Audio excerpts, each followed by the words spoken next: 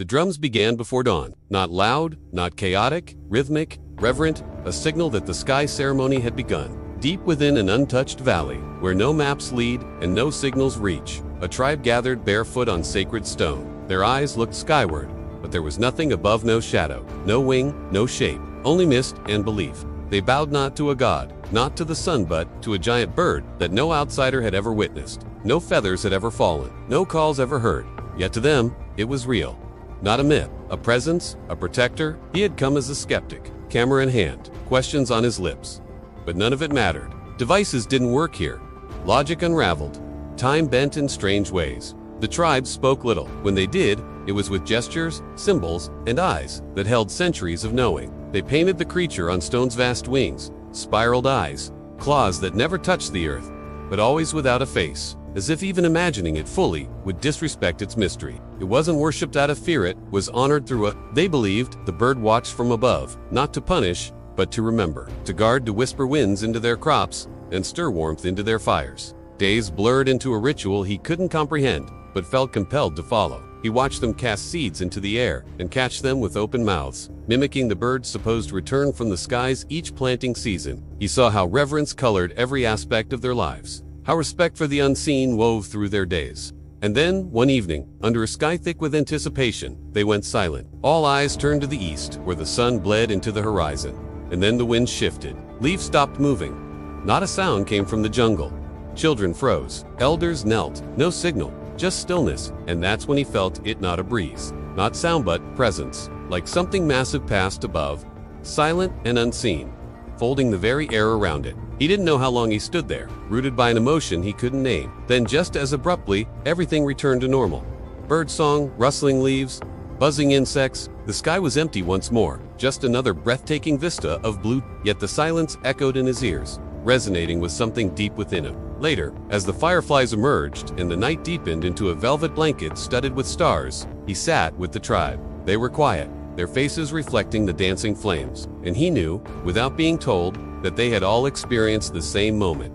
He wasn't merely present, he was part of it now. He had been witnessed to. In the morning, as the first rays touched the ducus grass, he found something lying on the stone where they had gathered. A single feather, small, impossibly light. It lay curled, almost translucent against the dark rock. It was the color of moonlight, shot through with veins of silver and gold. He picked it up, turned it over, searching for an explanation, a sign of where it had come from. But there was nothing, just an exquisite simplicity that defied logic. He blinked, and when he looked again, the feather was gone. Not vanished, absorbed, melded back into the immensity of the sky. He didn't speak of it. He didn't need to. The tribe saw it in his silence. He was no longer a visitor. He had been witnessed, too. He never captured footage. The camera wouldn't power on, but his memory did, vivid, burning, changed. He returned to the world outside, but never fully. Planes felt too heavy, skies too empty, airports too noisy, crowds too close. Buildings scraped the skies.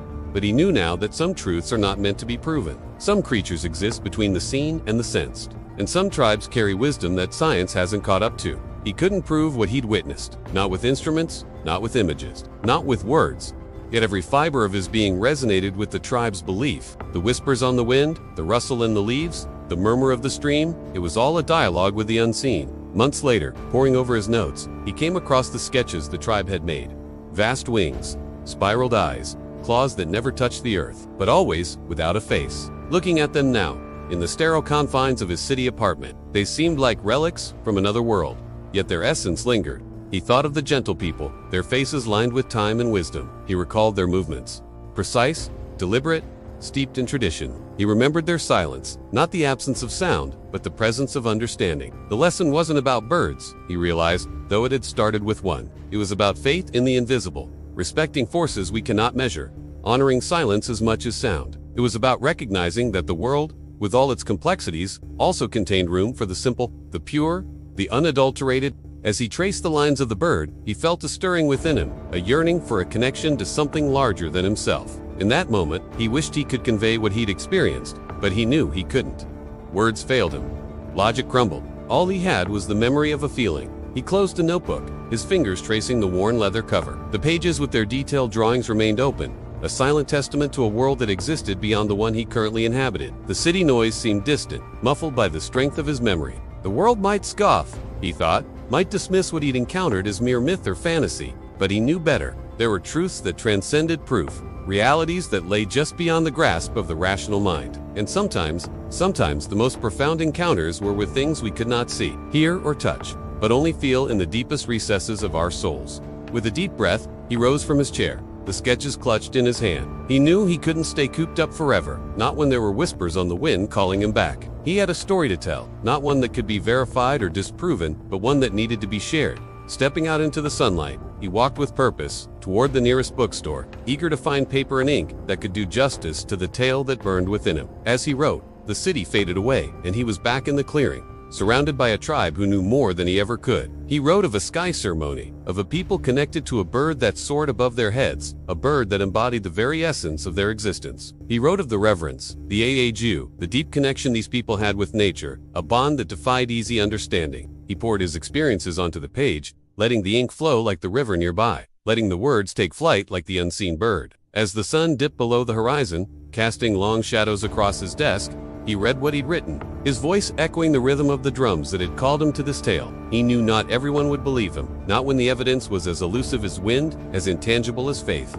But that didn't matter. His story didn't need belief to exist. It thrived in the spaces between what could be proven and what touched the soul. When he finished, he titled the piece simply "The Bird," for what else could encompass the depth, the mystery, the magic of what he'd encountered? As darkness fell, he tucked the manuscript away, knowing his journey was far from over. He would seek out the tribe again, delve deeper into their traditions, learn more about the bird that united them, for he realized that some stories weren't meant to be confined. Some truths were meant to soar. Maybe someday, he thought, looking up at the star-studded sky, maybe someday the world would be ready to listen to the whispers of the wind, to see the truth in the rustle of leaves, to hear the song in the silence of a single, perfect feather. Until then, the story lived on, carried in the heart of a man who dared to believe in the unseen.